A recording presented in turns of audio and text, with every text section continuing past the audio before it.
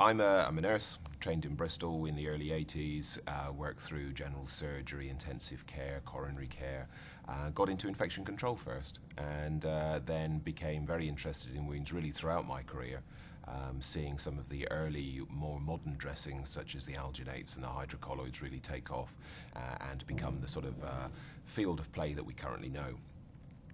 Got into wound care in the mid-90s and combined that with infection control, which leads on to my particular interest in wound infection. The idea of the infection continuum is to gather signs together in order to build up a picture so that you can determine where you are. And so we have wounds that are not infected but are colonized with bacteria. All open wounds will have bacteria in them. That is normal. And so we shouldn't worry about that. It's a question of balance.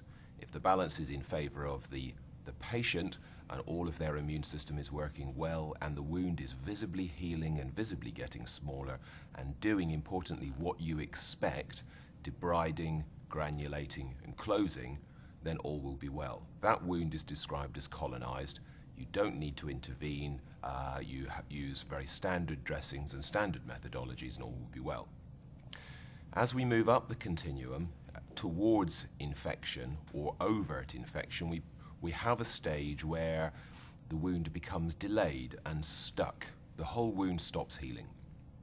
That is something where the bacterial burden may well be out of control in relation to the host's immune system. So that balance has been tipped now, rather than in favor of the host, but in favor of the bacteria.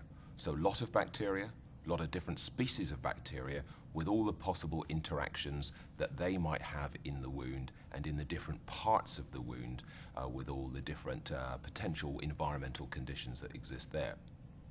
So in that wound, the key feature of a critically colonized wound is one that is stopped in its healing progress despite all other good and sensible therapy. We often get a variety of signs and symptoms to go with that, namely the wound is often wet, it may be smelly, it will have a lot of slough and fibrin in the wound, and is generally unpleasant and fair for the patient. So that is sometimes where we can intervene with a topical antimicrobial in order to make a difference and put the balance back in favour of the host and tip the wound back towards healing. If we're then taking the next stage up, it becomes from that rather covert infection setting to something much more obvious, a local infection. And a local infection is something where we see a local cellulitis around the wound, perhaps a flare in a particular corner of the wound, or perhaps a ring of redness. That is often painful to pressure, it's new redness, but of course it is the sign of inflammation, so you have to determine if this is new or if it's just redness associated with an initial injury. But for a lot of chronic wounds, you will see that this begins to develop where previously it wasn't like that. So new redness, pain, swelling, heat around a wound is a sign of local infection, and it's much more obvious than those in the critical colonization state, where the base of the wound is really showing a problem, but the surrounding skin isn't. So local infection, very much local in character.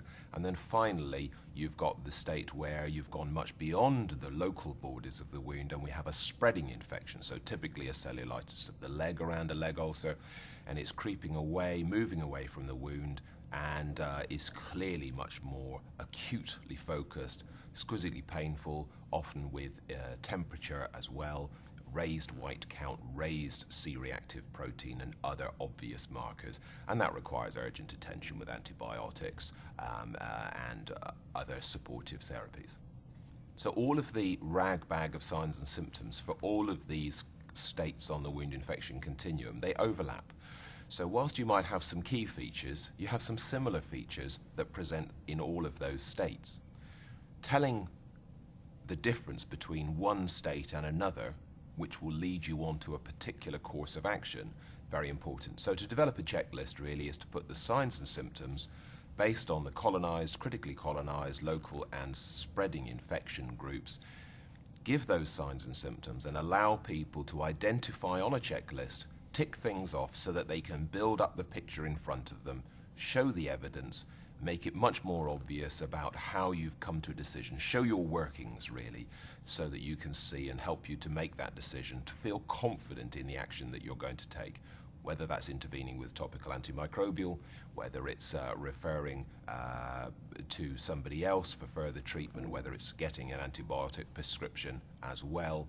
There will be probably multiple things that you're doing, but a checklist, build up that evidence, take a confident course of action. The wound swab is an adjunct to ensuring that the antibiotic therapy that you have chosen for a patient is correct. So it's a check mechanism, really.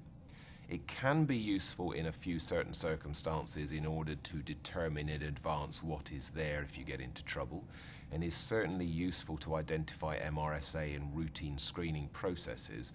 But in most circumstances with open wounds, you would only take a swab if you were in a local infection or a spreading infection setting. You don't need to do that in a critically colonized wound. You should be able to do local treatment, local antisepsis, and see improvement. If, however, you don't see improvement in 2 to 4 weeks' time with that sensible therapy, then taking a swab at that point and then reviewing your therapy is very sensible. So it's not a first-line measure to determine diagnosis of infection. That's done clinically, but it's a good secondary method, but it's also used very predominantly for checking that the antibiotics given are correct, and in particular to ensure that you don't have an antibiotic-resistant organism, such as MRSA in the wound, for which you would otherwise have to change your antibiotic therapy. But bearing in mind, antibiotic therapy only for local infection or spreading infection.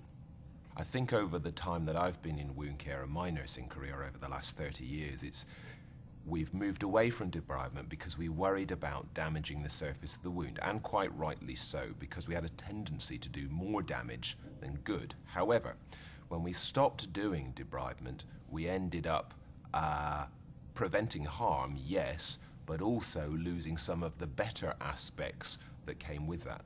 So I think it's now time to look at re-investigating our ability to debride and how we can get debridement done gently and regularly, because we do need to remove the environment in which the larger numbers of bacteria live.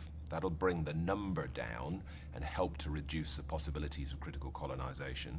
And critical colonization also, and the new biofilm area, it may help in that area as well. If we can remove the environment in which those things occur, then we should see more healing. So debridement, very crucial to healing and to making sure that the balance is in the favor of the patient and not in the favor of the chronicity. We should be able to, with the right therapy, start to see progress within 2 weeks and almost certainly within 4. My personal view is that if you don't see improvement within 4 weeks with an appropriate set of therapies, you then make a referral. For all chronic wounds, you should see visible and obvious difference within that time period. And if it's stuck and static, that's the time to make a referral. And I think that's when we're going to use our primary, secondary, and potentially professorial or tertiary-led centres where they are in the country to the very best use. But in the first instance, if you're a primary caring nurse or doctor, pass on to a secondary person, whether that's a tissue viability nurse or perhaps a specialist dermatology clinic or others, but somebody in a secondary position to take another look if it's not improving at 4 weeks. So if we have a spreading infection, so this is a large cellulitis, then you need antibiotics, and you need them systemically.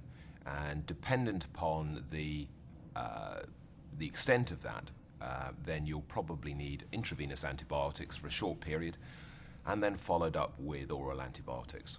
A typical IV to oral switch is usually 48 hours of IV antibiotics in a hospital, followed by perhaps 5 to 7 days worth of oral antibiotics to make sure the signs and symptoms, all of that redness goes down, and that your normal markers like temperature and raised white count go down.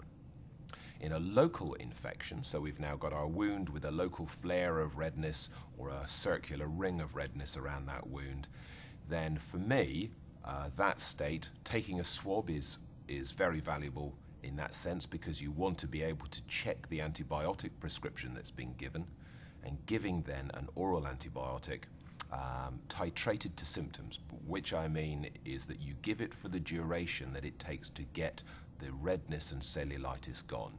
So that is not necessarily a course. It might be 5 days, it might be 8 days, but it takes as long as it takes to get that redness down. But it's likely to be around the 5-day mark that will take if you're dosed correctly for that. So a local infection, you'll have an antibiotic, but as an adjunct, you can use a topical antiseptic dressing as well. There's no reason why not to deal with local symptoms. In a critically colonized wound, then you've really got the need to do debridement and also to do topical antisepsis, and that will work well. You don't have to use, in my opinion, oral antibiotics in that setting. You can actually get away with and do very well with a lot of the topical antimicrobial dressings that we have. And in a colonized wound, you just use standard dressings in the main. However, we are exploring now those wounds which are at greater risk of infection and trying to identify in advance those that we ought to do our utmost, perhaps with a topical antimicrobial, to prevent infection. But these are those at particular greater risk where the outcome would be much more severe for the patient, where perhaps bone is exposed, perhaps where tendon is exposed. So very specific circumstances and not just anybody at risk.